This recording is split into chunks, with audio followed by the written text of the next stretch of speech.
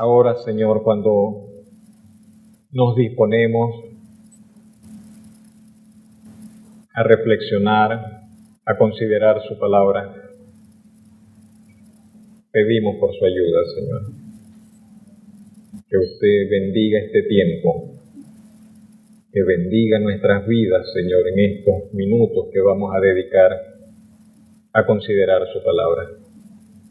Que su Espíritu Santo nos auxilie, nos ayude, que usted ilumine esa palabra, ilumine nuestros pensamientos, nuestros corazones, y nos haga conscientes, Señor, de los cambios y ajustes que necesitamos hacer en nuestras vidas, para gloria de su nombre. En Cristo Jesús se lo pedimos, y en ese nombre le damos las gracias. Amén. Entrega sin reservas.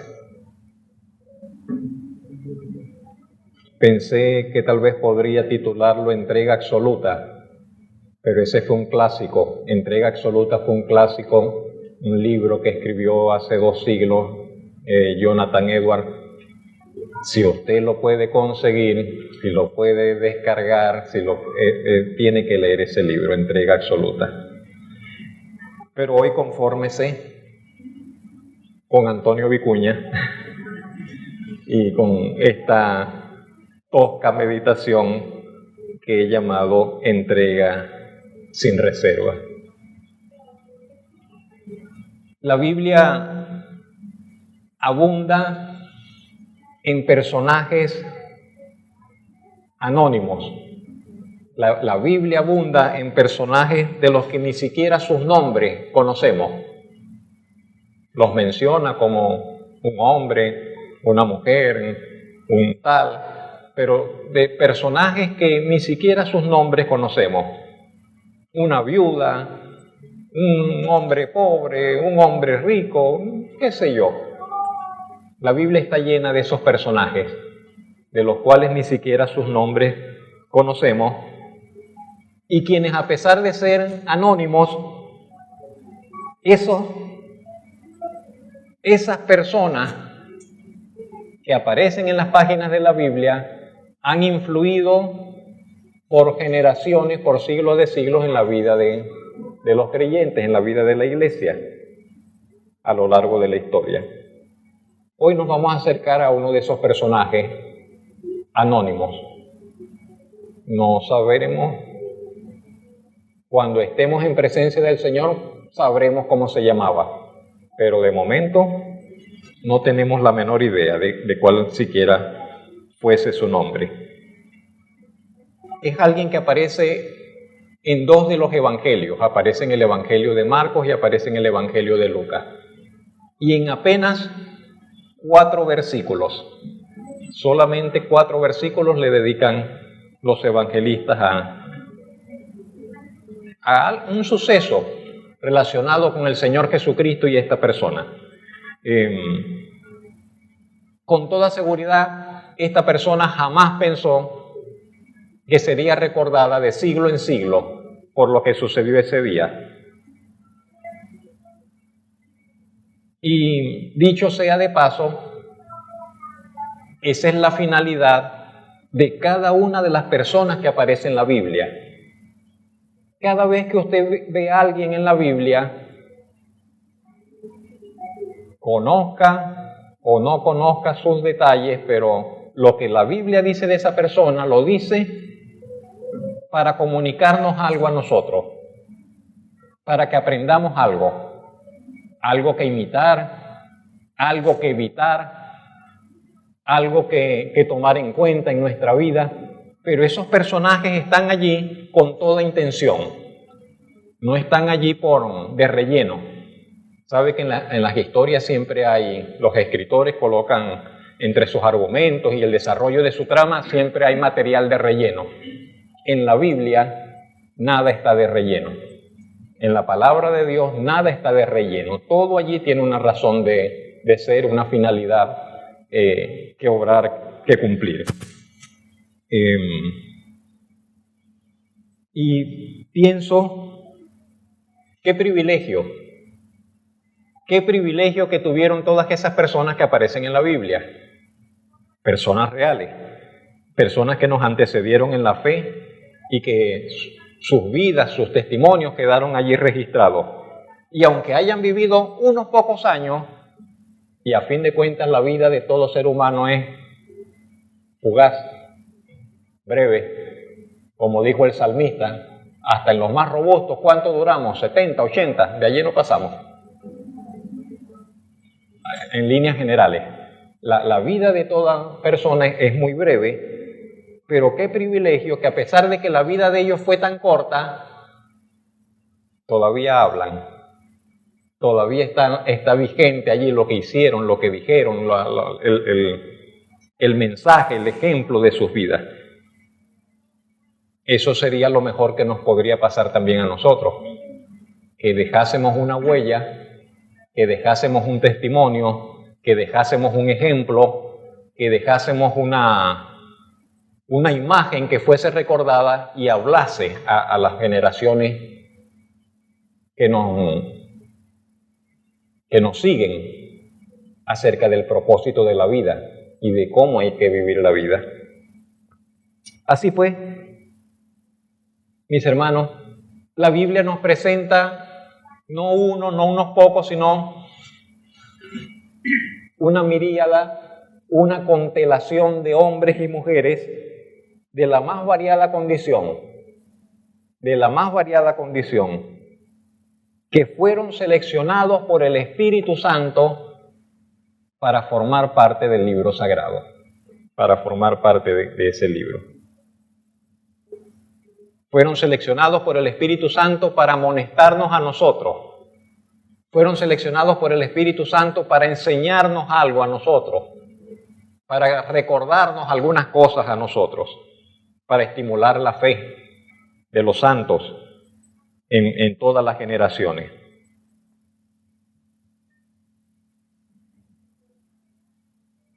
Yo espero que usted sea un asiduo lector de la Biblia. Yo espero que usted que está acá sea de esas personas que ya han aprendido a ir con frecuencia a las páginas de la Biblia. Es lo mejor que nos puede pasar, ¿no? Y si es así, usted ya se debe haber dado cuenta de que las personas que aparecen en la Biblia no son superhombres ni supermujeres, sino que son personas en general tan iguales a nosotros, o hasta más débiles algunos que nosotros, a excepción de dos. Uno que no tiene comparación, porque es el Señor de señores, el Rey de reyes, que aunque se hizo como nosotros, era diferente sin embargo a nosotros. Y el otro es Juan el Bautista, que de Juan el Bautista la Biblia no registra ni un solo pecado. No quiere decir que no los cometió, sí los cometió, también era pecador, pero la Biblia no registra ni un solo pecado de Juan el Bautista. Y casi que no lo vemos en ningún momento de debilidad, excepto cuando estaba preso y manda a preguntar, díganle a ese hombre si él era el que había de venir o tenemos que esperar a otro. Pareciera que había como dudas en su corazón en ese momento, pero aparte de ellos, todos los otros hombres y mujeres que aparecen en la Biblia son de lo más corrientes, de lo más comunes, en todo igual a nosotros. Y la Biblia registra sus aciertos y sus desaciertos, sus victorias y sus derrotas, sus momentos de fortaleza, pero también sus momentos de debilidad, sus tiempos de avivamiento, de acercamiento a Dios, y también registra los tiempos, las temporadas en las cuales ellos se alejaron de Dios. Allí está en la Biblia, todo. En una oportunidad un familiar con molestia me preguntó que cómo era posible que la Biblia tuviese un registro de un hombre que tuvo relaciones íntimas con sus dos hijas. Algo tan malo, que cómo era posible que la Biblia tuviese ese relato. Se refería a Lot. Ajá, pero allí está. No significa que la Biblia lo esté recomendando. No significa que la Biblia diga que él hizo bien. Simplemente está el registro de una conducta incoherente, de una conducta de locura, de una conducta pecaminosa de un hombre que no tenía idea y de unas hijas que tampoco tenían idea de lo que estaban haciendo. Porque la Biblia dice que ellas lo emborracharon para acostarse con él. Entonces, pero no significa que la Biblia diga que lo que ellos hicieron estaba bien, todo lo contrario.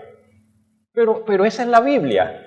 Esa es la palabra de Dios, no esconde nada de los hombres, ni siquiera de aquel que dijo que tenía el corazón conforme al corazón de Dios. Allí están los pecados de David, también están. Y eso es algo también entonces que diríamos maravilloso pues en el libro, que la Biblia no pretende adornar nada. La Biblia no pretende adornar la vida de esos hombres ni endiosarlos para que presentarlos como héroes, superhombres de fe. No, la Biblia los presenta como hombres iguales a nosotros, que tuvieron tiempos de acierto y tuvieron tiempos donde metieron la pata, pero perdonen la expresión, hasta el fondo. Entonces, allí están en la Biblia, para que aprendamos de sus aciertos y aprendamos de sus errores también.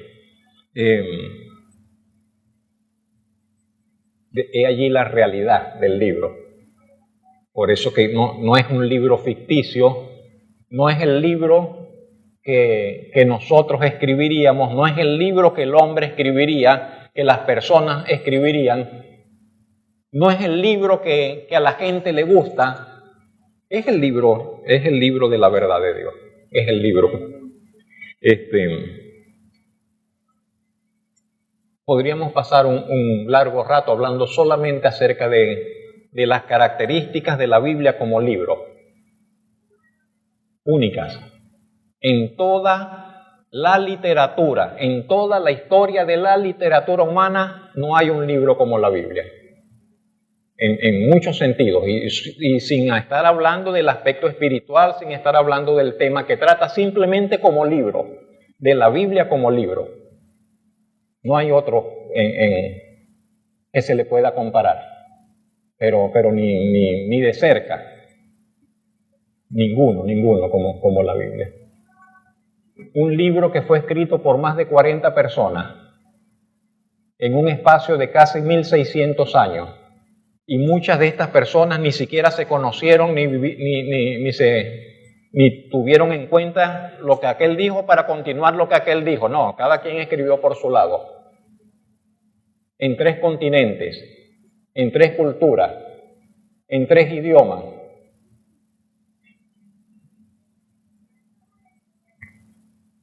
Algunos letrados, algunos reyes, otros campesinos, hombres de la más variada condición. La mayoría judíos, pero también algunos griegos. El primer libro en la historia humana que fue traducido a otro idioma.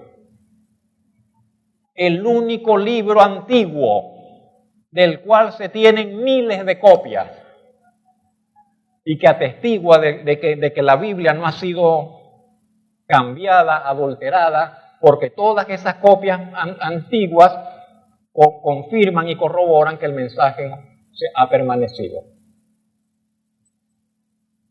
Un libro que era custodiado por una nación que tenía hombres cuya única función en la vida se prepararon y su única función en la vida era cuidar este libro. Desde pequeños los formaron para cuidar este libro, para solamente traducir, escribir, copiar. Un libro que era pero considerado como lo que es un libro sagrado. Ningún libro, ninguna copia de los famosos, ningún escrito, ni de los griegos, ni de los romanos, se acerca, pero ni de lejos, a lo que es la Biblia como libro, como literatura. Pero nosotros además sabemos que la Biblia es más que libro, más que letras y más que literatura. Es el libro en el cual Dios se ha dado a conocer. En realidad es el libro de Dios, es la palabra de Dios. En fin, ninguno de nosotros puede ya hoy formar parte del libro de la Biblia. Ya ese libro está cerrado. Ya hace mucho que el canon bíblico se cerró. Y que se cerró quiere decir que nadie puede llegar hoy y decir, no, el Espíritu Santo me habló y yo tengo aquí una carta para que la pongamos a la par de las cartas de Pablo. No, ya eso está cerrado. Ya el Espíritu Santo ya habló y dijo lo que iba a decir. Ya los escritores bíblicos escribieron y vivieron y murieron y ya está. Y no vendrán otros, ninguno otro. De aquí, esta Biblia hasta que se acabe la tierra. Hasta el fin del mundo, hasta el regreso del Señor Jesucristo y la venida del cielo nuevo y tierra nueva. Pero no vendrá otra Biblia, no vendrá otro escrito, no vendrán otros mensajes, no vendrán otras cartas, no vendrán otros libros, nada de eso. Puede usted tener la plena certeza de que esto así lo afirma la misma Escritura. ¿Ve? Entonces, no podemos ya nosotros formar parte del libro de la Biblia. Pero hay otro libro al cual estamos invitados a formar parte y del cual tenemos que asegurarnos de que estemos inscritos en ese libro. ¿Usted sabe cuál es ese libro? Sí, así lo dice la Biblia, el libro de la vida. Ese libro todavía está abierto. Todos los días se están escribiendo nombres en ese libro, en el libro de la vida. Y cada uno de nosotros tiene que asegurarse de que su nombre está escrito en ese libro de la vida. Yo no lo puedo escribir a usted. Usted no me puede inscribir a mí tampoco. Solo hay uno que nos puede inscribir en ese libro. Y nos toca. Tenemos que buscar la manera, como nos sea posible, de tener la certeza de que estamos allí. Porque podría ser que haya alguien, o muchos, o pocos, que piensan que están y no están. Pero asegúrese de que su nombre está allí. Busque las pruebas, busque las evidencias de que su nombre está escrito en el libro de la vida. Confirme de alguna manera con lo que dice la palabra de Dios que su nombre está allí. Confirme con su propia vida, con la forma como usted está viviendo, confirme de que su nombre está escrito allá. Confirme con su conciencia, confirme con su testimonio, confirme en oración con el testimonio que da el Espíritu Santo de que su nombre está allí. No puede usted arriesgarse. No se arriesgue en ese sentido a considerar de alguna manera, no porque yo hice una oración, no porque yo estaba en esta iglesia, no porque a mí me bautizaron de pequeño, no porque no sé qué cosa, no. Confirme, busquen las distintas maneras de confirmar de que su nombre está escrito en ese libro. Y no hay problema. Si usted descubriese que no tiene certeza de que su nombre está inscrito en ese libro, bueno, haga lo que tiene que hacer. Es tan sencillo. Poner su confianza y entregar verdaderamente su vida, corazón, su voluntad al Señor Jesucristo y su Evangelio. Reconocerse que usted no puede librarse de sus pecados y que solamente aquel que murió en la cruz puede darle perdón y pedirle a Él que inscriba su nombre en el libro de la vida. Y así de sencillo. Y así de sencillo. La persona que hoy nos ocupa es una mujer. Decíamos, alguien del cual no sabemos su nombre ni nada, era una mujer. Ya esto de por sí debe decirnos algo. Todavía hoy, increíble, pero todavía hoy, año 2022, hay problemas con este asunto de que si es mujer. Que si es mujer, por ser mujer, tiene que hacer esto o no hacer esto. Puede hacer esto o no puede hacer esto. Se enteró de que muchas mujeres las han matado en estos días porque se soltaron el pelo y dicen que no se pueden soltar el pelo. Se enteró de que mataron a una jovencita porque se descubrió el rostro y dicen que no se puede descubrir el rostro, que tiene que llevar la cara tapada todo el tiempo. Que hoy esas cosas todavía pasan en nuestro mundo. Que a una mujer es castigada, que a una mujer es perseguida, que a una mujer la obligan a hacer cosas por el hecho de que es mujer, le cierran ciertas puertas, le imponen ciertos castigos. Eso pasa en nuestro mundo.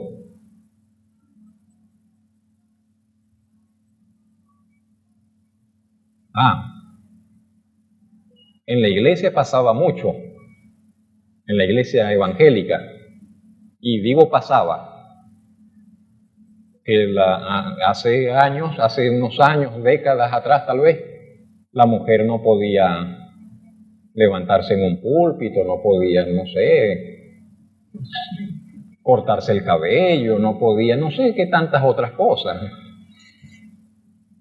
Pero hoy nos hemos ido al otro extremo. Ahora estamos llenos de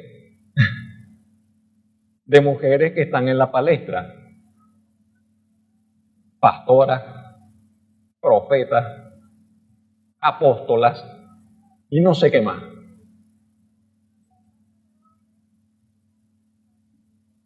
Y nos hemos ido a otro extremo.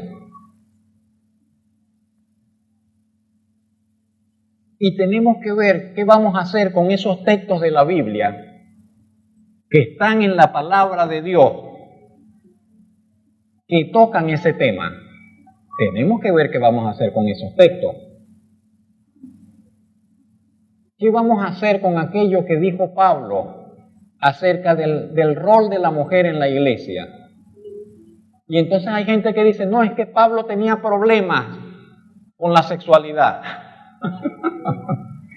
Pablo era un no sé qué, la tenía agarrada con las mujeres.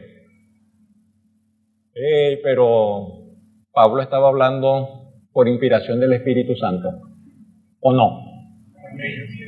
Entonces no podemos descartar lo que él dijo así tan a la ligera. No podemos descartar eso así tan a la ligera. ¿Qué vamos a hacer con aquellas cosas que dicen que el hombre es cabeza de la mujer? Eso es ofensivo hoy. En nuestro siglo es ofensivo, porque estamos hablando de tiempos no de igualdad o qué sé yo. Pero la Biblia dice que en un matrimonio el hombre es la cabeza y la mujer debe estar sujeta, sometida al esposo. Lo dice la Biblia, lo dijo el Espíritu Santo. ¿Qué vamos a hacer con eso? Hermana Zoila, ¿qué va a hacer con eso?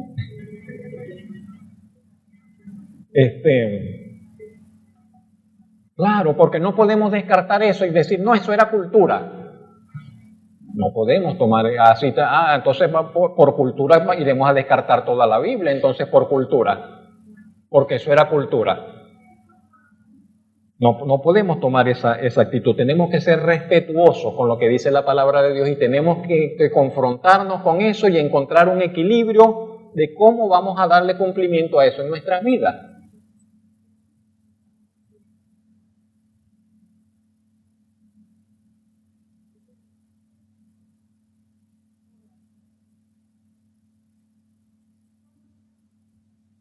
Entonces era una mujer de la cual vamos a hablar, ¿no? En aquellos tiempos, en los tiempos del Señor Jesucristo, las mujeres eran muy maltratadas, bastante vejadas en cierta forma, tanto, inclusive en el pueblo de Israel, se dice que los fariseos oraban cada mañana y decían: Dios, te doy gracias, que soy judío y no soy gentil. Te doy gracias, no recuerdo cuál era la otra frase, que soy esto y no esto. Y decían: y te doy gracias que soy hombre y no mujer. Así oraban. Así oraban esa gente. De manera que cuando el Señor Jesucristo se reunía y con las mujeres se asombraban. Cuando en alguna oportunidad encontraron al Señor hablando a solas con una mujer, los discípulos quedaron con la boca abierta. ¿Está hablando con una mujer? Porque la mujer estaba marginada en muchos aspectos en medio del pueblo de Israel.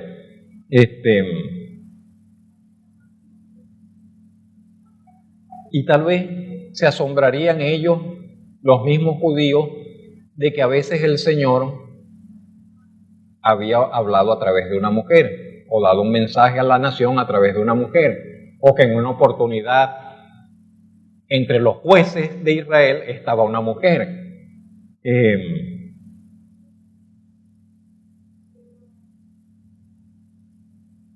En todo caso, porque este no es el tema en el cual nos vamos a ocupar hoy, pero nosotros hoy, hermanos, hombres, tenemos que cuidarnos de no tener actitudes machistas. Y creo que todos nos entendemos. No podemos ser machistas, eso es contrario al espíritu y a la esencia del Evangelio. No podemos tener actitudes de desprecio, de menosprecio para con la mujer. Al contrario, la Biblia dice que las debemos tratar como un vaso frágil, que debemos amarles, que debemos cuidarles, que debemos protegerles. Es verdad que hablan mucho. Es verdad que mandan mucho.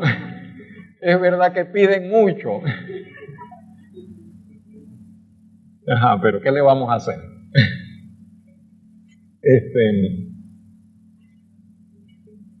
La vida es mejor con ella. La vida es mejor con ella.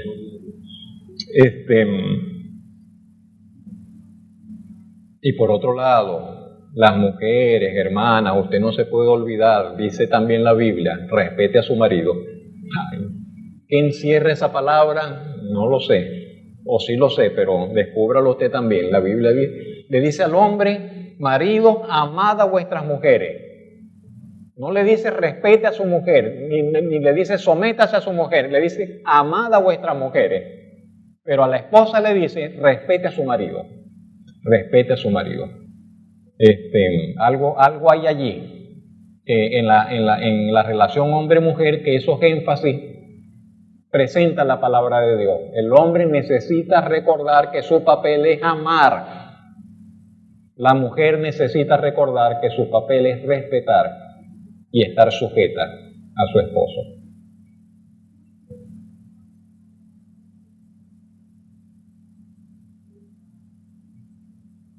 Sin embargo, en una oportunidad, Abraham y Sara tenían un problema muy serio. Tenían un conflicto en medio de la familia. Y Abraham estaba en dos aguas y no hallaba qué decisión tomar. Y el Señor le habló a Abraham y le dijo: en este asunto, haz lo que te dice Sara, haz lo que te dice tu esposa, haz las cosas como ella te está aconsejando hacerlas. A veces, hermanos, hombres, a veces, hermanos, nos perdemos de bendiciones en la familia por no querer escuchar a nuestras esposas. Hombres casados que están acá, escucha a su esposa, escucha a su esposa también. Seguimos con la mujer que hoy vamos a tocar. Vamos a estar en Marcos capítulo 12, versos 41 al 44. Debe estar allí en la presentación. Son 4 versículos. Ese pasaje, ese episodio también está en Lucas, pero lo vamos a tomar de Marcos. Dice, estando Jesús sentado delante del arca de la ofrenda, miraba cómo el pueblo echaba dinero en el arca, y muchos ricos echaban mucho. Y vino una viuda pobre y echó 2 blancas, o sea, un cuadrante. Entonces, llamando a sus discípulos, le dijo, de cierto os digo que esta viuda pobre echó más que todos los que han echado en el arca, porque todos han echado de lo que les sobra, pero ésta de su pobreza echó todo lo que tenía, todo su sustento. Esta mujer era una viuda, había sido privada de la bendición de tener a su lado al compañero de su juventud. Aunque la Biblia no nos dice qué edad tenía esta mujer, tiendo a pensar de que estaba entrada en años, de que era una mujer que estaba entrada en años de edad avanzada.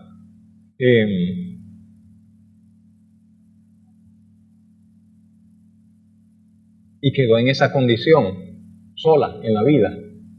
Quedó sola en la vida.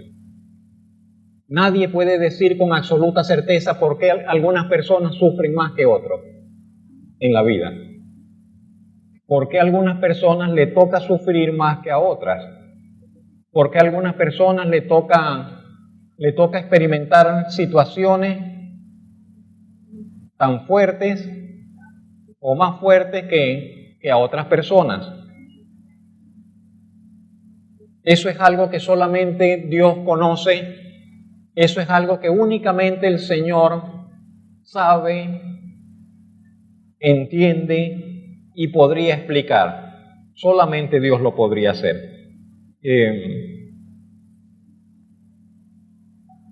Pero a nosotros, todos, nos debería bastar con saber de que sea cual sea la suerte que nos toque en la vida, permíteme usar esa expresión, la suerte que nos toque en la vida, sea cual sea, la gracia del Señor es suficiente para nosotros, será suficiente para nosotros. La gracia de Dios será suficiente para nuestras vidas. Y aunque no pudiésemos alcanzar todo lo que quisiéramos, aunque no pudiésemos obtener todo lo que deseásemos, la gracia del Señor será suficiente. Y nos espera una eternidad de gloria maravillosa, indescriptible, que borrará todo pesar, que borrará toda amargura, todo dolor que hubiésemos podido experimentar en esta vida. Esta mujer había enviudado. Solo alguien que haya pasado por esa experiencia tendrá idea de cómo se sentía esa mujer. Solo alguien que haya pasado por una experiencia igual sabrá en parte cómo se sentía esta mujer al ser viuda. Pero además la Biblia nos dice que no solo era viuda, sino que era también ¿qué? Pobre. Lucas en su evangelio dirá, no solo era pobre, Lucas dice, era muy pobre. Era muy pobre, diría Lucas. Había mujeres adineradas en aquel tiempo, mujeres ricas, de fe, de paso, que servían al Señor, dice la Biblia, con sus bienes, servían al Señor con sus riquezas, apoyaban el ministerio del Señor, le hacían provisión al Señor y a sus discípulos, con sus bienes servían al Señor. Pero habían muchas otras mujeres, como el caso de esta viuda, gente pobre, sumamente pobre, que estaban allí. Y el Señor escogió a esta mujer, pobre, muy pobre y viuda, para dar una lección, que es lo que hoy nos está ocupando en esta mañana. Una humilde mujer viuda, quizás entrada en años, pobre en gran manera, olvidada, ignorada de todos, pero no de Dios. Y la pregunta es, ¿qué nos tiene que decir esta mujer? ¿Qué nos tiene que decir esta mujer en esta mañana? ¿Qué nos puede enseñar esta mujer? ¿Qué hay de admirable en esta mujer viuda, en esta mujer pobre? Vamos a considerar algunas cosas. Yo creo que lo primero es lo siguiente. En primer lugar, pienso que esta mujer nos enseña que sin importar cómo la vida nos haya tratado, debemos ir a la presencia de Dios a adorar. Yo creo que eso es lo primero que nos enseña esta mujer. La primera lección que nos da es esta, que no importa cómo nos trate la vida, tenemos que ir al templo a adorar a Dios. Allí está. Allí está la mujer, quedó viuda, no tiene nada, está en necesidad. Y la vemos en el templo, adorando a Dios. Yo creo que entonces esa es la primera lección que nos da. Nos enseña que sin importar cómo nos trate la vida, nuestro lugar está delante de la presencia del Señor. Ella va al templo a adorar. En el templo estarán unos muy bien vestidos, muy bien trajeados. Ella no tiene ni ropa. La ropita toda vieja, la ropita toda... Pero ella va con esa ropita humilde así a adorar a Dios. Otros que tenían muchas más razones para darle gracias a Dios se quedaron en sus casas. Otros que tenían abundancia de bienes se quedaron en sus casas. Otros que vivían mejor, que vivían bien, se quedaron en sus casas. Otros que tenían más que agradecer no fueron a agradecer, se quedaron en sus casas. Pero ella fue a adorar. Ella fue a adorar. A pesar de que la vida le estaba resultando tan dura y tan difícil. Me gustaría saber qué pensaba esa viuda, esa mujer. Me gustaría saber cómo oraba, qué tipo de oración hacía. Me gustaría saber qué pensaba ella hacer al salir del templo. Me gustaría saber por qué hizo lo que hizo ese día.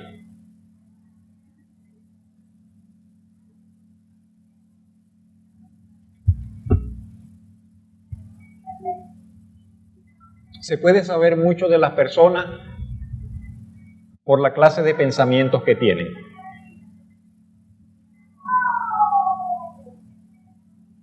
Por lo que pensamos, dice mucho de nosotros y de las personas. También lo que sale de la boca dice mucho. Pero a veces usted sabe, las palabras pueden no ser la verdad.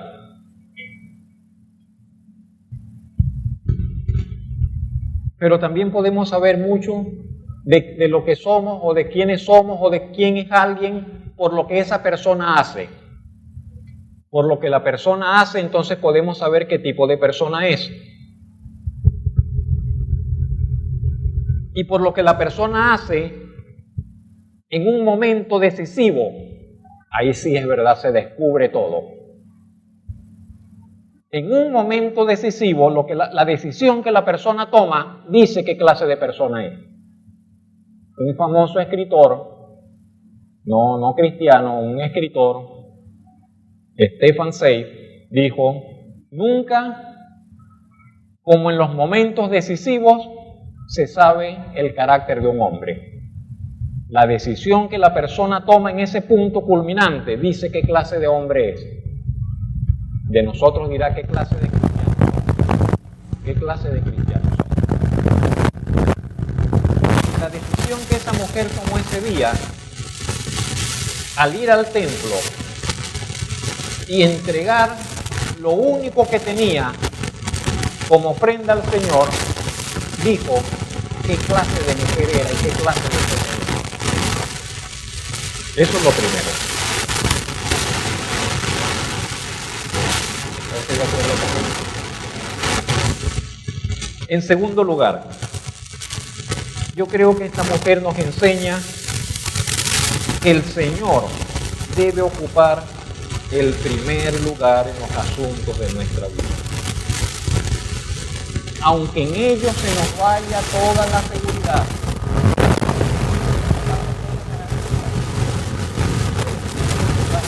Señor, le corresponde al Señor.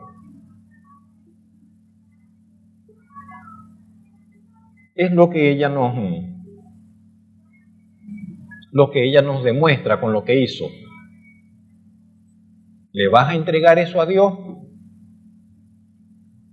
¿Y te vas a quedar sin nada?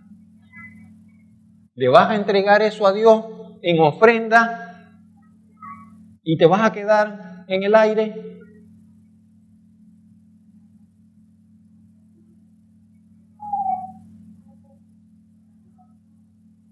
Quizás esa mañana nadie se dio cuenta de que de la llegada de esta mujer al templo. Ese día en el templo los ánimos estuvieron muy movidos, muy caldeados. Al Señor Jesucristo le montaron una cacería ese día, allí en el templo. Lo abordaron unos, lo abordaron otros, le llegaron unos y otros. Primero le llegaron los sacerdotes, los escribas también, y le reclamaron al Señor Jesucristo que dijese con qué autoridad Él hacía esas cosas. Que declarara por qué Él hacía lo que hacía y con qué autoridad Él hacía esas cosas que Él hacía. El Señor se lo sacudió directamente también. Me gusta tanto ver la vida del Señor. Hay un libro también, fue famoso en su tiempo, si usted lo puede conseguir y descargar, búsquelo por allí, de John Stott. Se llama Las controversias de Jesús. Las controversias de Jesús. Porque el Señor Jesucristo en toda su vida, todo el tiempo estaba en una controversia, en un pleito, es lo que le quiero decir. El Señor estaba, pero la gente lo buscaban y le montaban pleito y cacería entonces, cuando le llegan y le dicen, dinos por qué tú haces eso y con qué autoridad tú haces eso, el Señor le dice, ok, yo se lo voy a decir, pero díganme ustedes algo primero. ¿El bautismo de Juan era del cielo o era de los hombres?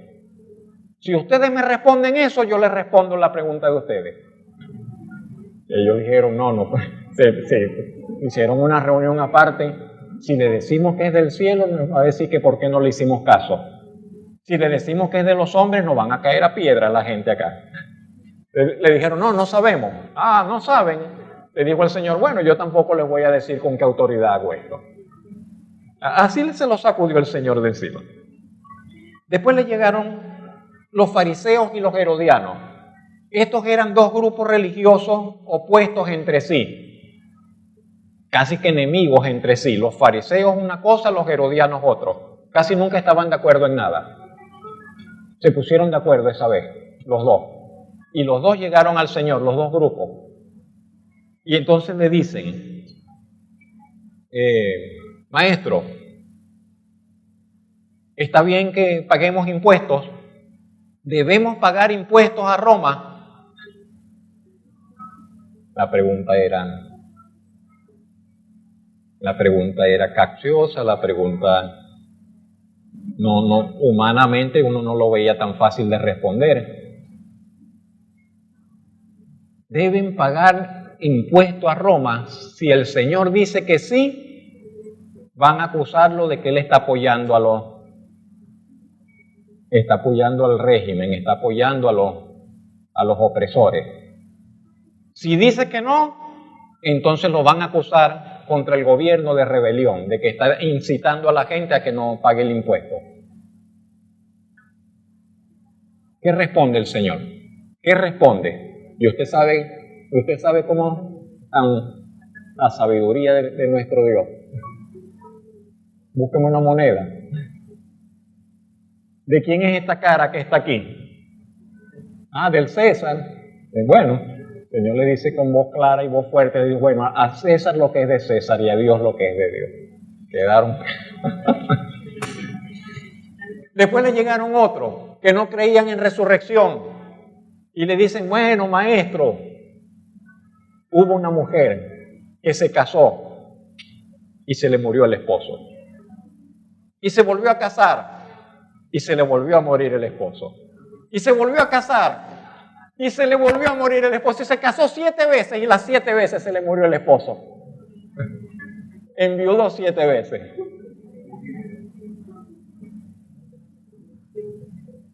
Cuando ella resucite, cuando todos resuciten, ¿de quién va a ser? Si los 7 fueron esposos de ella. Con esto lo que ellos pretendían era ridiculizar la idea de la resurrección. Decir que la resurrección es algo que no tiene sentido. Y en ese caso, por ejemplo, ¿qué iba a ser así? ¿Qué iba a suceder? Y el Señor, bueno, respondió y también los avergonzó allí con sus falacias. Así estuvieron los ánimos ese día en el templo. Llegó un momento en que ya nadie más le preguntó nada al Señor. Se quedaron, no tranquilos, pero se quedaron ya sin argumentos y dejaron de preguntarle nada. Y el Señor vino, dice la Biblia, y se sentó en un lugar donde estaba el arca de las ofrendas. Yo pensaba que había una sola arca de ofrendas, pero los comentaristas dicen que en el templo habían cerca de 13 arcas de las ofrendas en distintos lugares del templo, porque el templo no era como estos locales nuestros, el templo era sumamente espacioso. Habían 13 arcas en distintos lugares donde la gente iba a colocar sus ofrendas. Y el Señor se sentó frente a frente de una de esas arcas, una especie de cajón con una especie de copa donde allí colocaban las ofrendas. Y allí el Señor sentado, mirando a la gente echar las ofrendas, es cuando llega esta mujer pobre, cuando llega esta mujer viuda, que sale de la multitud y se dirige al arca. Y captó la atención del Señor. Captó la atención del Señor. El evangelista dice que esta mujer solamente entregó 2 moneditas de cobre.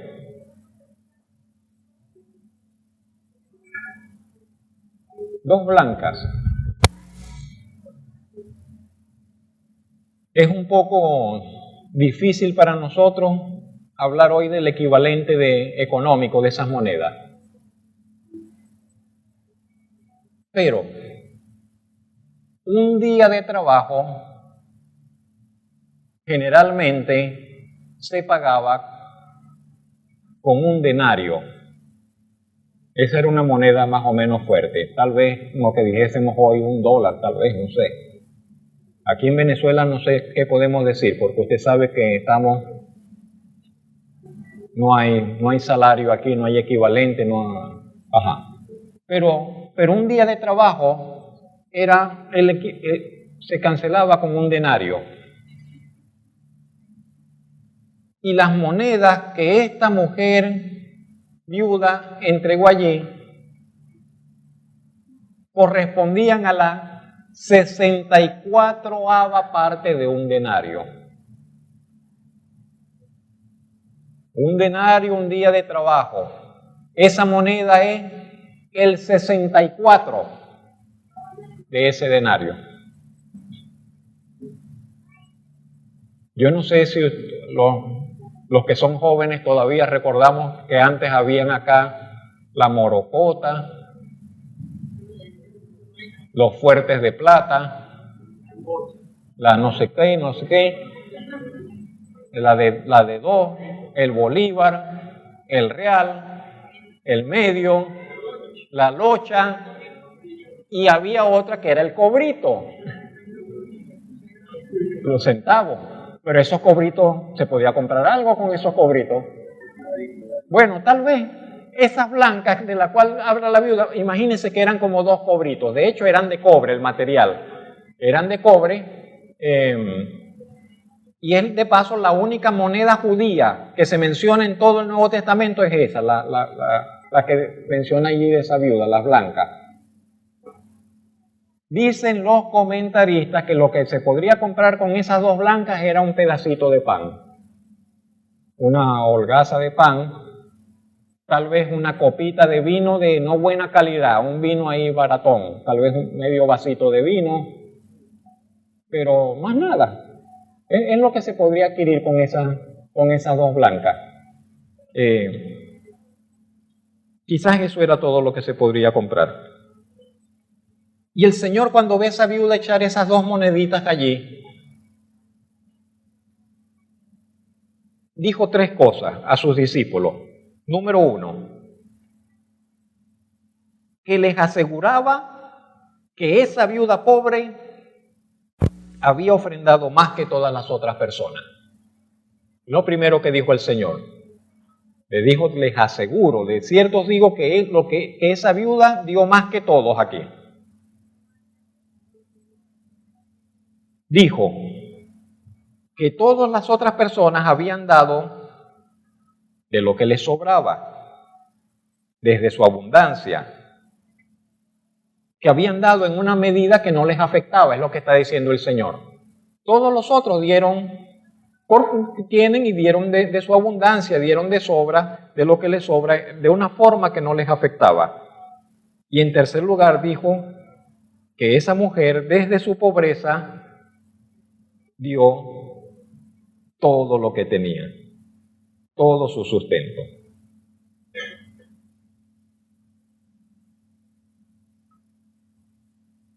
Y yo no quiero que usted piense en dinero en este momento. No estamos hablando no quiero que hablemos ni que pensemos en dinero, porque no es eso lo que quiero que usted, con lo que usted relacione la acción de esta mujer.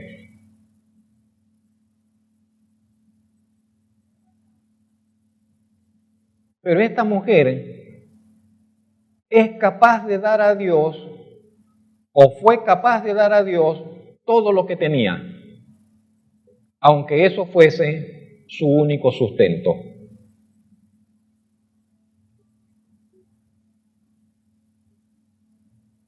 Y ya ahí entonces me pone a mí en apuros, porque ella fue capaz de dar a Dios todo lo que tenía. Y yo tengo que preguntarme, ¿le he dado yo al Señor todo lo que tengo? ¿Sería también yo capaz de darle al Señor todo lo que tengo?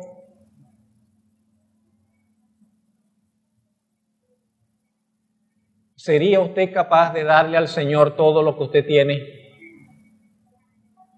Esa mujer fue capaz de quedarse con las manos vacías a fin de adorar a Dios. A fin de adorar a Dios. Ella va a adorar a Dios. Y dice, bueno, aunque me quede sin nada, yo voy a adorar a Dios. Y así lo hizo. Fue capaz de dar un salto de fe. Yo lo veo como un salto de fe lo que ella hizo. Dice, bueno, no me queda nada, pero confío en Dios, supongo que ella dijo. No sé, que me gustaría, por eso digo, ver qué oró, qué dijo ella cuando echaba esas monedas, qué había en su corazón cuando echaba todo su sustento allí. Y se abandonaba en los brazos de aquel que ha prometido sostener y socorrer a cuantos confían en él. Me admiro porque es una persona a la cual la vida no le ha sido fácil. Es una persona que aunque la vida no le ha sido nada fácil, todavía se atreve a confiar, se atreve a entregar a Dios lo poco que le queda, pero que es su todo, confiando y esperando en la bondad y misericordia divina. Entonces, cuando veo eso, me parece sumamente admirable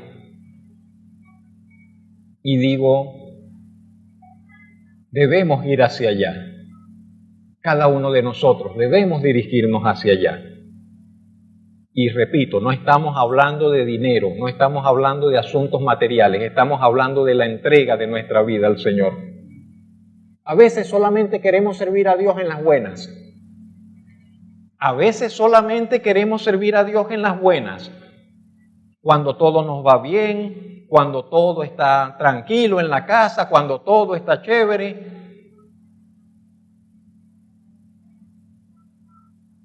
Pero tenemos que aprender a servir a Dios y adorarle, aunque las cosas no estén bien, hermanos. Con salud, sin salud, con dolores, sin dolores, con abundancia, con necesidades. Tenemos que aprender a adorar y a servir a Dios como sea que se nos presente la vida. Entonces, si nos vamos a quedar en la casa, no, hermano, es que me dolía la cabeza. No, hermano, es que no sé qué cosa. No, que pasé mal la noche. No, que no sé qué más. Pero entonces, tenemos que sacudirnos todas esas cosas y aprender a servir al Señor y venir a adorar a Dios y estar dispuestos para el Señor, pase lo que pase. Pase lo que pase en nuestro vivir. Tal vez ese sea el servicio más valioso que usted pueda presentar al Señor. El servicio de más valor. Cuando usted sirve y adora a su Señor, aunque usted va con esa cruz o va con esa carga, usted va con esa, llevando así su dificultad. También este cuadro de esta mujer, mis hermanos, este cuadro de esta mujer viuda nos tiene que llevar a que nos preguntemos algo. Tenemos que preguntarnos algo. El Señor dijo, ella dio más porque dio todo lo que tenía, pero los otros están dando y está bien que están dando. Y Matthew Henry, comentarista, dice, qué bueno que los ricos estaban dando. El que tiene mucho, tiene que dar. Se espera que alguien que es próspero económicamente dé para la obra de Dios, ayude a los necesitados. Sí, eso es bíblico, eso se espera. Pero el Señor dijo, ellos están dando, ¿de qué? De lo que les sobra. Y allí entonces me llega una preocupación, me asalta una preocupación en mi corazón, en mi mente. ¿Será que solamente le estoy dando al Señor las obras? ¿Y qué pasa si le estamos dando a Dios solamente las obras?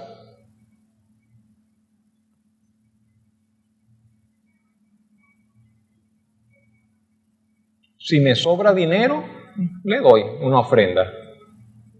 Si me sobra tiempo, voy a la iglesia. Si tengo tiempo, voy a la reunión. Si me sobra esto, bueno, cuando me jubile, entonces que ya no tenga trabajo, voy a dedicarle un tiempo al Señor. No sé. Yo creo que nuestro Dios merece más que sobra. Yo creo que el Señor merece más que nuestras obras. Y que nosotros deberíamos entregarle al Señor todo nuestro vivir.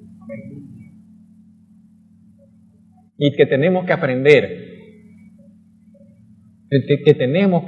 a descubrir cómo se hace eso, cómo usted puede entregarle al Señor no lo que le sobra, sino ponerlo a Él en primer lugar. Yo no puedo decirle cómo, yo solamente le puedo decir que Él tiene que estar en el primer lugar, porque Él es digno de estar en el primer lugar, porque Él merece que esté en el primer lugar. Y que lo mejor que usted puede hacer con su vida es ponerlo a Él en el primer lugar. Y usted será una persona bendecida si usted tiene al Señor en el primer lugar de su vida y corazón. No sé cómo usted lo puede hacer, no, eso no se lo puedo decir. Eso lo tiene que descubrir usted. No sé a quién tiene que desplazar usted. Porque si Dios no está en el primer lugar, quiere decir que usted tiene a otro en el primer lugar. Y usted tendrá que ver a quién tiene en el primer lugar, porque todas las personas tienen a alguien en el corazón. Y el mensaje del Evangelio y el desafío del Evangelio es que usted saque esa persona, que usted saque ese ideal, que usted saque ese propósito, que usted saque esa meta y lo desplace de allí y coloque solamente al Señor y le dé el primer lugar a Dios. ¿Cómo lo va a hacer? ¿Cuánto le va a costar? No tengo la menor idea. No sé a qué tendrá usted que renunciar. No sé qué ídolo tendrá usted que quebrar. No sé qué sacrificio tendrá usted que hacer, no lo sé. Pero será lo mejor que usted podrá hacer. Y a eso nos desafía el testimonio de esta mujer. A que nos atrevamos en verdad a darle la prioridad, el primer lugar de nuestra vida, hasta el punto de que seamos capaces, si fuere necesario, de entregarle todo lo que tenemos. Finalmente, la acción de esta mujer no pasó desapercibida. La acción de esta mujer no pasó desapercibida. Y si habían 13 cajas de ofrenda,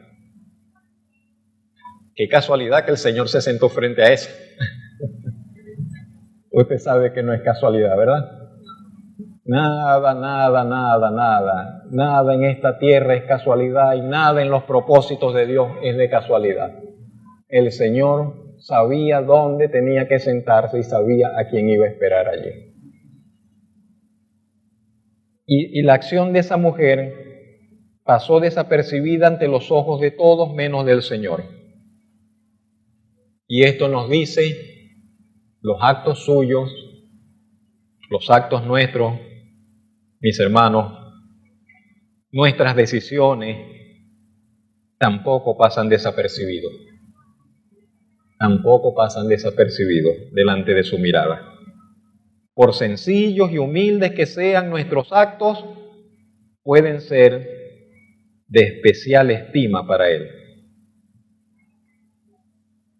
Usted sabe, el valor no estaba en las monedas, el valor estaba en lo que había en el corazón de la mujer, en el motivo.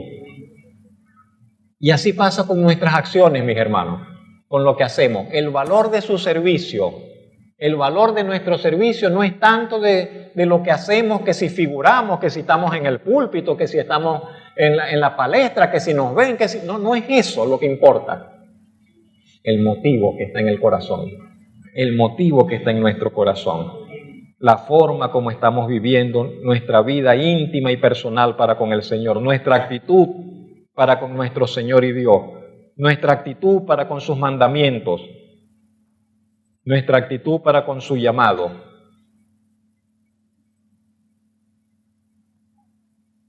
Nuestra disposición para honrarle en todo tiempo, pese a todo, y pase lo que pase.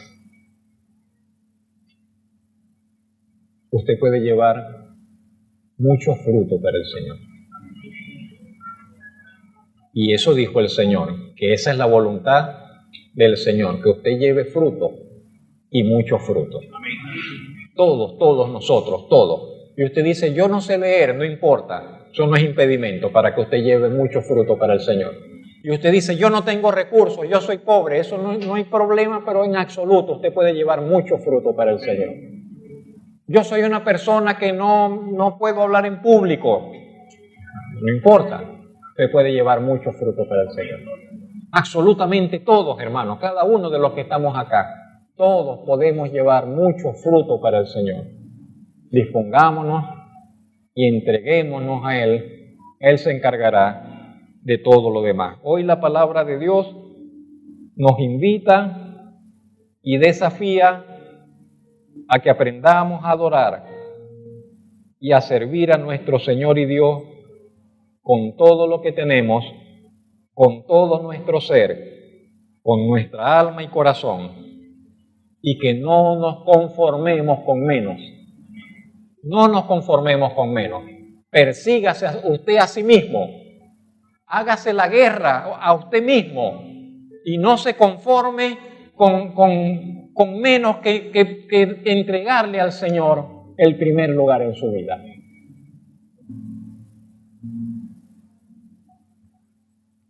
Bendito Señor y Padre Celestial, a usted le adoramos, a usted le damos gloria, honra y honor en esta hora.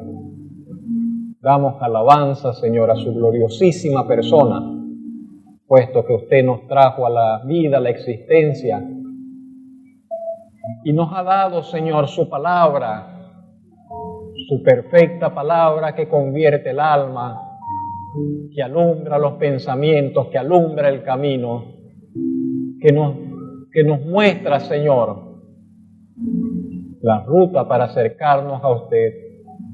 Le damos gracias, Señor, por ello. Y aquí estamos, Señor. Usted nos conoce en nuestra fuerza y en nuestra debilidad. Usted nos conoce, Señor, en lo que hemos avanzado y en lo que nos falta todavía y podríamos avanzar. Usted nos conoce, Señor, perfectamente. Y usted que nos conoce no nos condena, pero nos invita, nos desafía y nos exhorta a que no nos conformemos con quedarnos así tal cual estamos, que nos acerquemos un poco más, que vayamos más adelante, más hacia adentro, que le adoremos, Señor, a usted con mayor entendimiento, con mayor devoción, con mayor entrega, con mayor amor. Pedimos que usted mismo nos ayude, que con su Espíritu Santo nos ayude, que usted obre sobrenaturalmente con su poder sobre nuestras vidas, sobre nuestras almas, que usted obre sobre nuestros corazones, que usted obre sobre nuestra voluntad, que usted nos ayude de tal manera que no estemos satisfechos, Señor, hasta estar viviendo la clase de vida que usted quiere que vivamos. Esa vida abundante, esa vida buena, esa vida santa, esa vida provechosa de propósito y de fruto, Señor, que glorifica su nombre. Somos suyos, Señor. Nos reconocemos suyos, Señor. Amén, Señor. Creemos que es una bendición el ser suyos, Señor. Amén, Señor. Ayúdenos a despojarnos de todo aquello que nos estorba, de todo aquello que nos impide, que nos obstaculiza, Señor, el camino. Ayúdenos, Señor, a adorarle en la intimidad de nuestro pensamiento y corazón. Ayúdenos a adorarle, Señor, con nuestras acciones, por sencillas que sean, Señor, de la vida diaria. Ayúdenos a darle a usted el primer lugar, Señor, en nuestros afectos, en nuestros pensamientos, pero también, Señor, con nuestro vivir, Señor, con nuestro actuar. Gracias por el ejemplo maravilloso de esa mujer viuda, Señor, que se presentó ese día en el templo. Gracias por las palabras del Señor Jesucristo que también hoy nos han desafiado a nosotros. Gracias por la vida que nos ha dado, Señor. Gracias, bendito Padre Celestial, en Cristo Jesús. Amén. Y amén.